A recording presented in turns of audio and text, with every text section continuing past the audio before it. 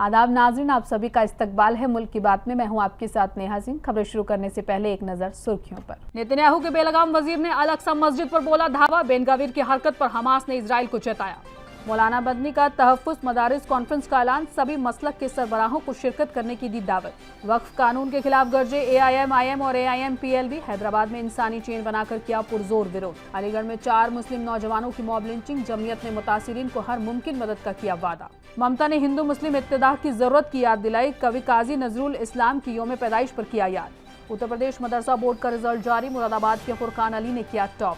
श्री कल की धाम पहुंचे जमाल सिद्दीकी का बड़ा बयान, बोले रामकृष्ण को ना मानने वाला मुसलमान नहीं। बिहार के मुस्लिम मजहबी रहनुमाओं ने लिया बड़ा फैसला। शादी में गाना बजा रखने पर काजी नहीं कराएंगे निकाह। जमीन तनाजे को लेकर मुस्लिम परिवार के इंसाफ की मांग। घर में घुसकर मारा पीटा लूटपाट की, पुलिस ने धरना हटवाया। बहरीन में पाकिस्तान पर बरसे AIM-IM-MP। ओवैसी ने कहा पड़ोसी देश हमलावर है, मुतासिर नहीं। 2 रोजा दौरे पर गुजरात पहुंचे PM मोदी। तरक्याती प्रोजेक्ट्स का इफ्तिताह किया और संगे बुनियाद रखा। कतर की पार्लियामेंट में पाकिस्तान की खुली पोल। भारत को मिला कतर का पूरा सपोर्ट। आतिशी ने CM रेखा गुप्ता को लिखी चिट्ठी, पानी से जुड़े मुद्दों पर बात करने के लिए वक्त मांगा। नाजरीन, हमें ऐसा खदशा है कि सच्ची खबरें दिखाने में हमें जल्द ही चुनौतियों का सामना करना पड़ सकता है और हमारे YouTube चैनल तहजीब TV को टर्मिनेट भी किया जा सकता है। इसीलिए आपसे गुजारिश है कि हमारे नए चैनल जिसका नाम है तहजीब TV ऑफिशियल, आप उसे अभी सब्सक्राइब कर लें, ताकि अगर हमारा ओरिजिनल चैनल तहजीब TV किसी भी वक्त टर्मिनेट हो जाए तो आप आसानी से हमारे बैकअप चैनल से जुड़ सकें। हमारे नए चैनल तहजीब TV ऑफिशियल का लिंक डिस्क्रिप्शन में दिया गया है। शुक्रिया। गजा में एक तरफ इजराइल के बेरहम हमले जारी हैं। नेतन्याहू एक तरफ गजा में जंग करके मजलूमों की हाय ले रहा है, तो दूसरी तरफ वो मुसलमानों के मजहबी जज्बातों को भी ठेस पहुंचाने का काम कर रहा है। नेतन्याहू के बेलगाम वजीर इतमार बिन गवीर ने हजारों की तादाद में इजराइल के कब्जे की निशानदेही करने के लिए सैकड़ों इजरायली सेटलर्स के साथ अल-अक्सा मस्जिद पर धावा बोल दिया और बवाल काटा। बिन गवीर की हरकत पर हमास ने नेतन्याहू और उसके वजीर को चेताते हुए क्लास लगाई।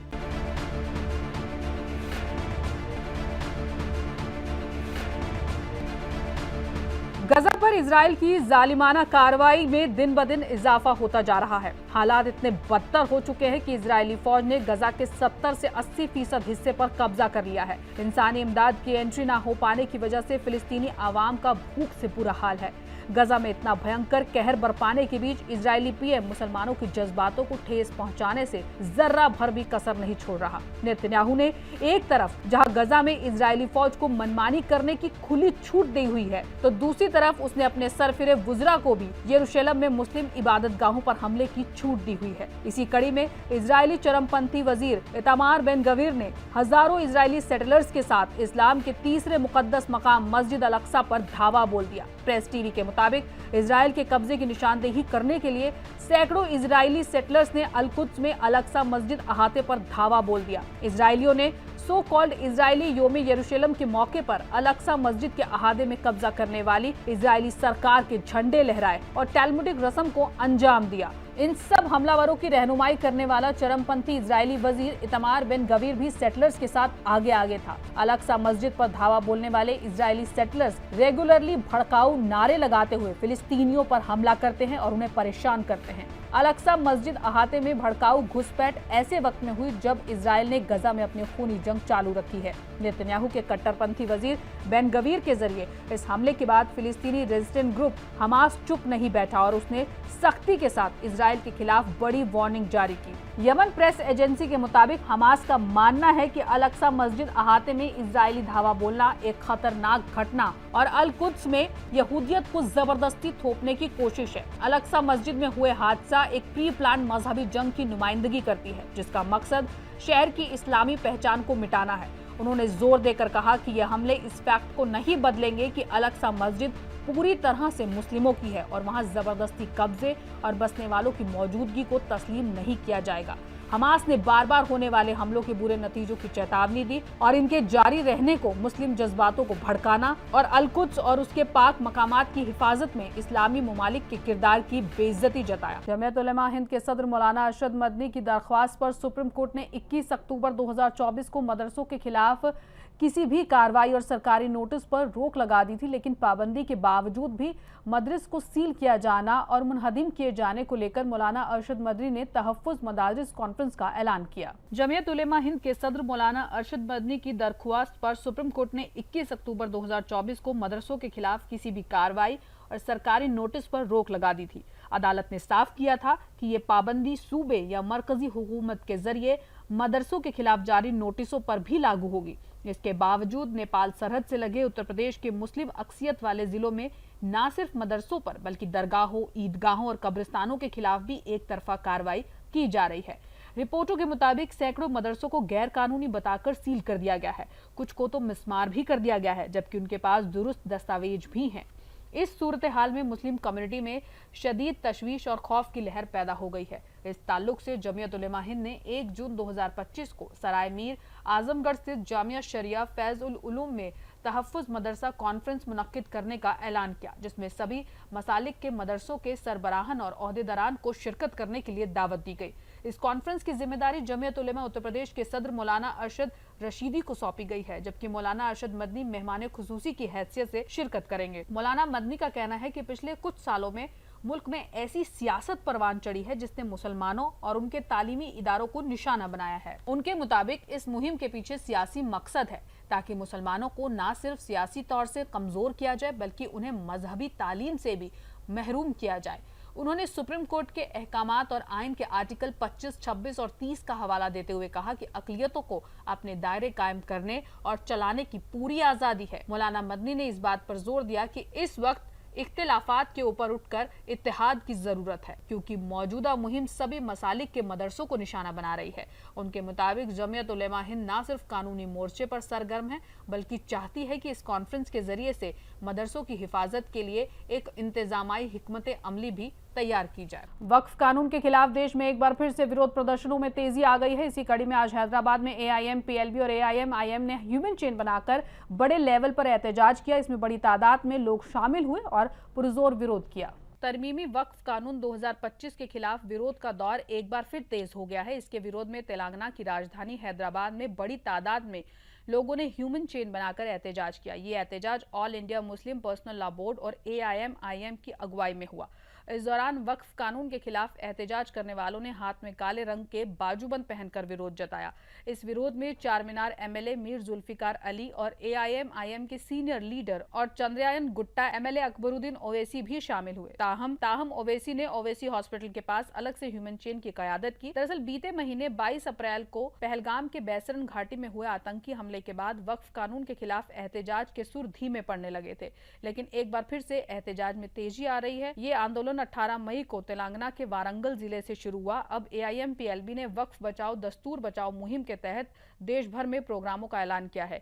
AIM PLB के तर्जुमान SQR इलियास ने कहा कि इस मुहिम के तहत देश भर में इजलास, राउंड टेबल मीटिंग्स और ह्यूमन चेनें मुनक्किद की जा रही हैं। उन्होंने आगे कहा कि अब तक कई शहरों में कई बड़ी अवामी इजलास हो चुके हैं और आम लोगों के साथ गोलमेज मीटिंग भी हो चुकी है। साथ में जिला सतह पर एहतजाज और ह्यूमन चेन प्रोग्राम का भी इनेकाद किया जा चुका है। इससे पहले 30 अप्रैल को AIM चीफ असुद्दीन ओवैसी समेत बड़ी तादाद में लोगों ने दुकानदारों और फैक्ट्रियों में बत्ती बुझाकर वक्फ कानून के खिलाफ एहतजाज किया था। जमीयत उलेमा हिंद के सदर मौलाना महमूद असद मदनी ने अलीगढ़ में भीड़ के जरिए 4 मुस्लिम तस्जीरों पर किए गए वहशियाना हमले को गैर इंसानी और मुल्क के लिए शर्मनाक फेल करार दिया है। उन्होंने कहा कि गोमांस की शुबा में मुस्लिम नौजवान का कत्ल मुल्क के अमन और कानून के लिए संगीन खतरे का इशारा है। इस ताल्लुक से लगातार वाकयात हो रहे हैं, लोग अपनी जान गंवा रहे हैं, लेकिन सख्त कानूनों और सुप्रीम कोर्ट की अहकामात के बावजूद गौरक्षक ग्रुप बेखौफ होकर लोगों की जान लेना चाह रहे हैं और उन्हें हिमायत भी मिल जाती है। मौलाना मदनी ने कहा कि हुकूमतों को साफ तौर पर ऐलान करना चाहिए कि इस तरह की कार्रवाई किसी भी हालत में बर्दाश्त नहीं की जाएगी और मुल्क में कानून के दायरे से बाहर किसी भी ग्रुप को इस तरह का खुद फैसला लेने का हक नहीं है।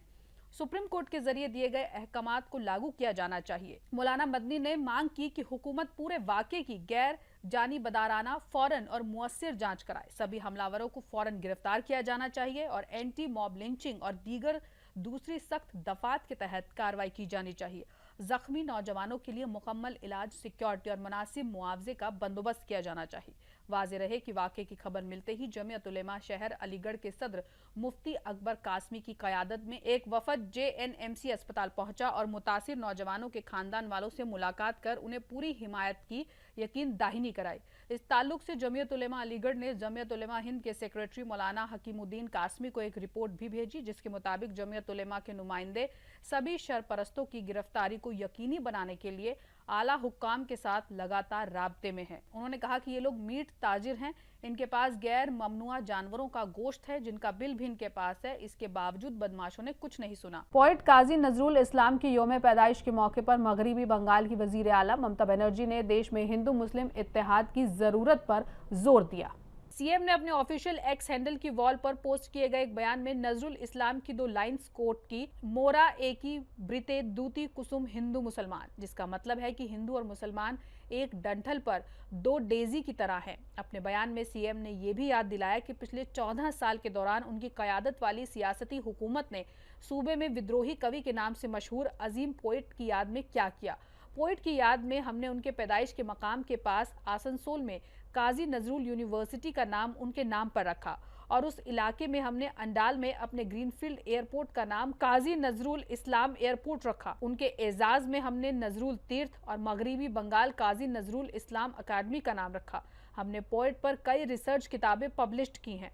पोइट क्राइसिस के वक्त में हमेशा याद किए जाने वाले दिग्गज हैं। तृणमूल कांग्रेस के एक सीनियर लीडर ने नाम ना बताने की शर्त पर बताया कि फिरके वाराना हम आहंगी के मुद्दे पर पार्टी और सीएम का रुख बिल्कुल साफ है। यहां तक कि भारत और पाकिस्तान के बीच मौजूदा झगड़े के हालात के बावजूद भी उन्होंने कहा, हमारी पार्टी कौमी हिफाजत के लिए मरकजी हुकूमत के जरिए उठाए गए सभी कदमों का तहे दिल से हिमायत करती है। इस मुद्दे पर पार्टी के भीतर कोई दूसरी राय नहीं है, लेकिन साथ ही हमारी पार्टी ज्यादती मफादात के जरिए मौजूदा हालात का फायदा उठाकर 2 बिरादरी के बीच फिरके वाराना बंटवारा पैदा करने की किसी भी कोशिश के पूरी तरह खिलाफ है।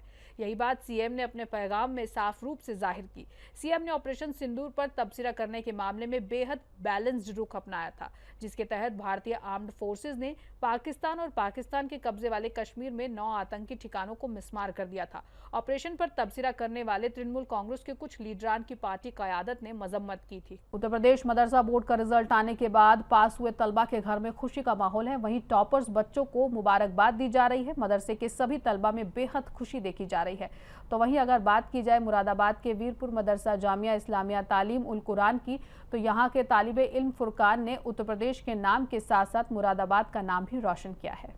उत्तर प्रदेश मदरसा बोर्ड के एग्जाम से सीनियर सेकेंडरी इंटरमीडिएट के इम्तिहान में फुरकान ने रियासत उत्तर प्रदेश में अव्वल रैंक हासिल कर पूरी रियासत का नाम रोशन कर दिया है। तालिबे इल्म फुरकान ने मीडिया से बातचीत करते हुए बताया कि मुल्क के वजीर आजम नरेंद्र मोदी का ख्वाब कि हर मुसलमान के एक हाथ में कुरान और दूसरे हाथ में लैपटॉप होना चाहिए। मैंने उनके इस ख्वाब को पूरा करने की कोशिश की है। मैं आगे चलकर एक टीचर बनकर बच्चों को तालीम दूंगा। फुरकान ने आगे बताया कि वो दिन में 10 से 12 घंटे पढ़ाई करते थे। तालीम हासिल कर रहे बच्चों को हिदायत देते हुए उन्होंने कहा कि सच्चे मन से पढ़ाई करें, मेहनत करें और आगे बढ़ें। यही कहना चाहूँगा कि जब मैंने रिजल्ट आया तो मैंने उसको देखा तो मुझे बेहद खुशी हुई। मैं किसी काम में मशगूल था, मैंने उसको देखा, मुझे और बतलाया गया, बहुत ज़्यादा खुशी हासिल हुई मुझे उससे। आगे चल के क्या बनना चाहते हैं? आगे चल के मुझे पढ़ाई करनी है, बीए करना है, एमएड करना है। मेरे उस्ताद यही चाहते हैं और उससे आगे जाके मुझे टीचर बनना है। कौन सी क्लास में टॉप किया आपने? मैंने सेकेंडरी मोड में किया है। कितने घंटे आप पढ़ाई करते थे? तकरीबन 10 से 12 घंटे में पढ़ाई करता था। और भी बहुत काम हुआ करते थे, लेकिन पढ़ाई ज़्यादा फोकस थी मेरी। घर की किस तरह की जिम्मेदारियाँ हैं? घर की बड़ा बेटा होने की जिम्मेदार पूरी जिम्मेदारियाँ मेरे साथ। वालिद साहब काम करते हैं, मजदूरी करते हैं, उसके बाद पूरी जिम्मेदारी मेरे ऊपर ही है। आप रियासत में नंबर 1 है, किस तरह की खुशी महसूस हो रही है? बहुत ज़्यादा खुशी महसूस हो रही है कि मैंने टॉप किया है 95% नंबर लाकर। मेरा साथीजा की मेहनत है उसमें बहुत ज़्यादा। क्या बनेंगे आगे चल के? आगे चल के शिक्षक मुझे फैलाना बस। ये शिक्षक बनने का जज्बा कहाँ से आया आपके पास? और भी कई पद थे। शिक्षा लाइन में मुझे काम करना है बस, क्योंकि मैं समझता हूँ कि पढ़े लिखने के बाद ही मतलब बहुत कुछ कर सकता है इंसान। पढ़ने लिखने के बाद इंसान बहुत कुछ तरक्की कर सकता है। मैंने इसलिए चॉइस किया इस पर। उन बच्चों के लिए क्या कहना चाहेंगे जो अभी पढ़ रहे हैं और आगे पढ़ना चाहते हैं और पढ़ाई कर रहे हैं, उनके लिए क्या कहना? मैं उनके लिए यही कहना चाहूँगा कि वो मेहनत से पढ़ें, फुल जोर मेहनत से पढ़ें। यानी अगर अब 2 घंटा पढ़ते हैं तो उसको 12 घंटे पढ़ाएं, 10 घंटे पढ़ें। मैंने पूरी कोशिश पढ़ाई पर लगा दी थी। संभल के गांव एचौड़ा कंबोह वाकई श्री कल्की धाम पहुंचे बीजेपी अखिलती मोर्चा के कौमी सरबराह जमाल सिद्दीकी का एक वीडियो सामने आया है। उन्होंने कहा कि जो भगवान श्री राम और श्री कृष्ण को नहीं मानते वो मुसलमान हो ही नहीं सकते। ये कड़वी बात है, इससे उनका धंधा खराब होगा। कड़वी दवाई ही फायदा पहुंचाती है। संभल के गांव एचौड़ा कंबोह में वाकई श्री कल्की धाम के अहाते में बीजेपी अखिलती मोर्चा के कौमी सरबराह जमाल सिद्दीकी पहुंचे। उन्होंने पूजा अर्चना करके शिला पूजन किया। जमाल सिद्दीकी ने कहा कि संभल की सरजमी पाक सरजमी है, इसलिए यहाँ कल्की के रूप में भगवान का अवतार होगा। धर्म में सियासत नहीं बल्कि सियासत में धर्म होना चाहिए, क्योंकि भगवान सभी के हैं, वो किसी खास के नहीं हैं। देश में कट्टरपंथियों ने लोगों को जात और धर्म में बांट दिया है, जबकि हम हिंदुस्तानी हैं। चीन में मुस्लिमों की दुर्दशा किसी से छुपी हुई नहीं है। जमाल ने आगे कहा कि जो भगवान राम और कृष्ण को नहीं जानता वो मुस्लिम नहीं हो सकता। हम कल्की धाम की तामीर में आचार्य प्रमोद कृष्णम के साथ कंधे से कंधा मिलाकर खड़े हैं। कल्की धाम की तामीर से इलाके में रोजगार पैदा होंगे और माली तरक्की होगी। मंदिर तामीर के बाद देश ही नहीं दुनिया का मरकज होगा। सिद्दीकी ने कहा, मैं कैसे क्या बोल रहा हूं मुझे नहीं मालूम, ये सब भगवान श्री कल्की ने मुझसे बुलवा दिया। जब भगवान श्री कल्की का अवतार होगा तो वो दुनिया का कल्याण करेंगे। बिहार में मुस्लिम मजहबी रहनुमाओं ने फैसला लिया है कि मुस्लिम बिरादरी के घरों में शादी निकाह तकरीब में अगर नाच गाने के साथ ऑर्केस्ट्रा हो तो उस घर में निकाह नहीं पढ़ाया जाए और बायकॉट किया जाए। शादी तकरीब में नाच गाने का मुस्लिम समाज बायकॉट करेगा। शादी में डीजे नाच गाना बजाने वाले परिवारों का भी बायकॉट किया जाएगा। ऑर्केस्ट्रा रखने पर काजी निकाह नहीं पढ़ाएंगे। मुस्लिम बिरादरी के लोग दहेज की रस्म का भी विरोध करेंगे ताकि शादी में होने वाले गैर जरूरी खर्च पर रोक लगाई जा सके। बिहार के बगहा सब डिवीजन के सभी मदरसों और मस्जिदों के इमामों ने मुश्तरका तौर पर मीटिंग कर फैसला लिया है कि मुस्लिम शादी में नाच गाने, दहेज रस्म, ऑर्केस्ट्रा दीगर का इस्तेमाल नहीं किया जाएगा। अगर किसी मुस्लिम परिवार ने ऐसा किया तो मुस्लिम रहनुमा उस परिवार में निकाह नहीं पढ़ाएंगे, उस परिवार का बायकॉट किया जाएगा। नगर थाना इलाके के मस्तान टोला जामा मस्जिद में समाज सुधार समिट मुनक्किद किया गया। इसमें बगहा पुलिस जिले के सभी मजहबी रहनुमाओं ने शिरकत की। समिट के सरपरस्त मौलाना जुबेर को बनाया गया। मुफ्ती गयासुद्दीन कासमी को सदर और मौलाना समी उल्लाह कासमी को सेक्रेटरी चुना गया। समिट में खिताब करते हुए मुफ्ती गयासुद्दीन कासमी ने कहा कि इस्लाम में नाच गाने के साथ शराब, दहेज जैसी कई चीजों को हराम करार दिया गया है, इसलिए मुसलमानों को चाहिए कि इस तरह की खुराफात से बचें। मौलाना जुबेर ने अपने इल्म के मुताबिक कहा कि इस्लाम में दहेज हराम है। इस्लाम किसी पर जुल्म की इजाजत नहीं देता, फिजूल खर्ची की इजाजत नहीं देता, इसलिए इन सारी बातों से मुसलमान को बचना चाहिए। प्रयागराज के सिविल लाइंस में एक मुस्लिम परिवार की ख्वातीन इंसाफ की मांग को लेकर धरने पर बैठी है। फरहीन बानो और उनके परिवार ने पुलिस कमिश्नर को शिकायत दी है। शिकायत में सूफियान, रेशमा बानो, नौशाद उफ समीर, अमजद और फिरोज पर गंभीर इल्जाम लगाए गए हैं। मुतासिर परिवार का कहना है कि मुलजिम हथियार लेकर उनके घर में घुसे, ख्वातीन के साथ मारपीट की और अश्लील हरकतें की। फरहीन की बड़ी बहन का विरोध करने पर उसका कुर्ता फाड़ दिया गया। घटना का वीडियो बना रही अफसा को मुलजिम फिरोज ने इतना पीटा कि वो बेहोश हो गई। मुलजिमों ने घर से 4 लाख के जेवरात और 1.72 लाख रुपए नगद भी लूट लिए। ये रकम फरहीन की शादी के लिए रखी गई थी। अहम मुलजिम सूफियान खुद को साबिक एमपी अतीक अहमद का करीबी बताता है। वो एक कुख्यात जमीन माफिया है। हमले के बाद मुलजिमों ने घर का अहम दरवाजा बंद कर 4 दीवारी तोड़ दी। परिवार 5 दिन तक घर में बंद रहा। कुछ लोगों की मदद से वो बाहर निकल पाए। मुतासिर परिवार का कहना है कि पुलिस ने कोई कार्रवाई नहीं की, उल्टे उन पर ही अमन भंग करने का मुकदमा दर्ज कर दिया। फरहीन ने कहा कि जल्द कार्रवाई न होने पर पूरे परिवार की जान खतरे में है। थाना इंचार्ज नवाबगंज ने बताया कि मुतासिर परिवार को समझाकर घर भेजा गया है। नए सिरे से जांच कर मुलजिमों पर कार्रवाई की जाएगी। बहरीन के मनामा में AIM के एमपी असदुद्दीन ओवैसी ने एक अहम बयान दिया। उन्होंने साफ साफ शब्दों में कहा कि पाकिस्तान एक हमलावर देश है, ना कि कोई मुतासिर। ओवैसी बहरीन में ऑल पार्टी डेलीगेशन की मीटिंग के दौरान भारत की ओर से बात रख रहे थे। उन्होंने आतंकवाद, पाकिस्तान के किरदार और इलाकाई स्टेबिलिटी को लेकर कई संजीदा मुद्दे उठाए। इस दौरान असदुद्दीन ओवैसी ने कहा कि बैठक में उन्होंने भारत की बात मजबूती से रखी। उन्होंने बताया कि पाकिस्तान की तरफ से ट्रेंड और मदद किए गए आतंकवादी कई सालों से भारत में हमले कर रहे हैं। इन हमलों में हजारों बेगुनाह भारतीयों की जान गई है। उन्होंने मुंबई ब्लास्ट, ट्रेन धमाकों, जम्मू कश्मीर असेंबली के सामने हुए आत्मघाती हमले, पुलवामा और पठानकोट हमलों का जिक्र करते हुए सबूत दिए कि इन सभी हमलों में पाकिस्तान का रोल था। पाकिस्तान पर हमला बोलते हुए ओवैसी ने यह भी बताया कि पहलगाम हमले के बाद टीआरएफ ने खुद 2 बार हमले की जिम्मेदारी ली थी और भारतीय साइबर एक्सपर्ट्स ने ये पाया कि ये बयान पाकिस्तानी फौज के कैंटोनमेंट इलाके के पास से इंटरनेट पर डाला गया था। असदुद्दीन ओवैसी ने बताया कि दिसंबर 2023 में भारत ने यूनाइटेड नेशन सिक्योरिटी काउंसिल से मांग की थी कि टीआरएफ नाम तंजीम पर बैन लगाया जाए क्योंकि ये भारत में बड़ी आतंकी घटना को अंजाम दे सकता है। उन्होंने ये भी बताया कि अप्रैल 2025 में पाकिस्तानी आर्मी चीफ आसिम मुनीर ने कश्मीर को लेकर जो बयान दिया वो भी पाकिस्तान के इरादों को उजागर करता है। असदुद्दीन ओवैसी ने बताया कि उन्होंने बहरीन की हुकूमत से भी कहा कि भारत को डिस्टेबलाइज करने की जो कोशिशें हो रही हैं वो साउथ एशिया और पूरे खित्ते के लिए खतरा है। बहरीन के अफसरों ने इस बात में सहमति जताई। उन्होंने ये भी कहा कि भारत के कई लोग बहरीन में काम करते हैं और तरक्की में हिस्सेदारी दे रहे हैं, इसलिए भारत में अमन और स्टेबिलिटी बहरीन के लिए भी जरूरी है। वजीर आजम नरेंद्र मोदी 2 रोजा गुजरात दौरे पर हैं। ऑपरेशन सिंदूर के बाद ये उनका पहला गुजरात दौरा है। इस दौरान उन्होंने अलग अलग तरक्कियाती प्रोजेक्ट्स का इफ्तिताह किया और संगे बुनियादी रखा। पीएम मोदी ने आज गुजरात के दाहोद में ऑपरेशन सिंदूर का जिक्र किया। उन्होंने कहा, जम्मू कश्मीर के पहलगाम में आतंकियों ने 140 करोड़ भारतीयों को चुनौती दी थी। हमने भी आतंकी ठिकानों को मिट्टी में मिला दिया। मोदी ने कहा, बताइए ऐसे हालात में क्या मोदी चुप बैठ सकता था? जब कोई हमारी बहनों के सिंदूर को मिटाएगा तो उसका भी मिटना तय हो जाता है। आतंक फैलाने वालों ने सपने में भी नहीं सोचा था कि मोदी से मुकाबला करना कितना मुश्किल होगा। आम सभा से पहले मोदी ने यहां रोड शो भी किया। पीएम मोदी 2 रोजा गुजरात दौरे पर हैं। ऑपरेशन सिंदूर के बाद सूबे में ये उनका पहला दौरा है। वो आज पीर सुबह सबसे पहले वडोदरा पहुंचे और रोड शो किया। पीएम मोदी ने 2 दिनों के गुजरात दौरे के दौरान 77,000 करोड़ रुपए से ज्यादा के प्रोजेक्ट्स की शुरुआत की। दाहोद में करीब 24,000 करोड़ रुपए की लागत वाले कई डेवलपमेंट प्रोजेक्ट्स का संगे बुनियाद रखा और इफ्तिताह किया। इसके अलावा पीएम ने दाहोद में गुजरात की पहली रेलवे प्रोडक्शन यूनिट का इफ्तिताह किया। प्लांट में लोकोमोटिव इंजन, बोगियां सब कुछ बनाया गया।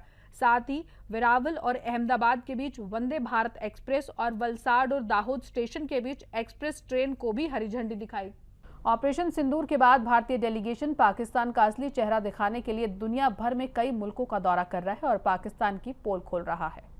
भारतीय एमपी का एक ग्रुप 25 मई को कतर की राजधानी दोहा पहुंचा। इस डेलीगेशन की क़यादत नेशनलिस्ट कांग्रेस पार्टी की एमपी सुप्रिया सुले ने की। उन्होंने कतर की शूरा काउंसिल से मुलाकात की, जिसमें पाकिस्तान सीमा पार दहशतगर्दी के खिलाफ भारत का मजबूत पैगाम दिया गया और ऑपरेशन सिंदूर के अहमियत के बारे में भी मालूमात दी गई। इस ग्रुप में बीजेपी के राजीव प्रताप रूडी, अनुराग ठाकुर और वी मुरलीधरन, कांग्रेस के मनीष तिवारी और आनंद शर्मा, तेलुगु देशम पार्टी के श्री कृष्ण देवरयालू, आम आदमी पार्टी के विक्रमजीत सिंह साहनी और साबिक डिप्लोमेट सैयद अकबरुद्दीन शामिल थे। ये ग्रुप कतर के बाद साउथ अफ्रीका, इथोपिया और मिस्र का सफर भी करेगा। इस पूरे सफर का मकसद भारत की फॉरेन पॉलिसी को मजबूती देना और दहशतगर्दी के खिलाफ भारत को इंटरनेशनल फोरम पर मजबूत करना है। अपनी मुलाकातों के हिस्से के रूप में भारतीय डेलीगेशन ने कतर के कानूनी इदारों को ऑपरेशन सिंदूर के बारे में इत्तला दी, जो 22 अप्रैल को पहलगाम में हुए दहशतगर्दी हमले के बाद भारत की ओर से की गई है। एक सटीक फौजी कार्रवाई थी। उन्होंने दुनिया से दहशतगर्दी के खिलाफ एकजुट होने की अपील की। भारत के कतर में सफीर विपुल ने बताया कि ये दौरा भारत के लिए बहुत अहम है। उन्होंने कहा कि कतर भारत का एक बड़ा और अहम साझेदार है। दिल्ली असेंबली में अपोजिशन की लीडर आतिशी ने सीएम रेखा गुप्ता को एक खत लिखा। इस खत में उन्होंने दिल्ली के पानी से जुड़े मुद्दों पर बात करने के लिए वक्त मांगा है। आतिशी ने दिल्ली में पानी की भारी किल्लत होने की बात भी कही। दिल्ली असेंबली में अपोजिशन लीडर आतिशी ने सीएम रेखा गुप्ता को एक खत लिखा है। इस खत में उन्होंने दिल्ली के पानी से जुड़े मुद्दों पर बात करने के लिए वक्त मांगा है। आतिशी ने सीएम रेखा गुप्ता को लिखे खत में कहा कि उन्हें उम्मीद है कि वो दिल्ली के लोगों से जुड़े बहुत संजीदा मुद्दे पर बात करने के लिए मिलेंगी। आतिशी ने खत में लिखा कि दिल्ली में पानी की भारी किल्लत हो रही है। अभी तो मई का ही महीना है, गर्मी तो अभी और आनी बाकी है, लेकिन दिल्ली के लोग अभी से ही पानी की कमी से परेशान हैं। उन्होंने कहा कि पूरे शहर में पानी की कमी से लोग परेशान हैं। आतिशी ने खत में आगे लिखा कि पानी के टैंकरों के सामने लाइनों में खड़ी ख्वातीन, बाल्टी और बर्तन लेकर इंतजार करते बच्चे और परिवार बाजारों से पानी की बड़ी बोतलें सिर्फ पीने के लिए खरीद रहे हैं। ये नज़ारा दिल्ली की नई पहचान बनते जा रहे हैं। क्या आपने दिल्ली के शहरियों से इसी तरह के दिल्ली का वादा किया था?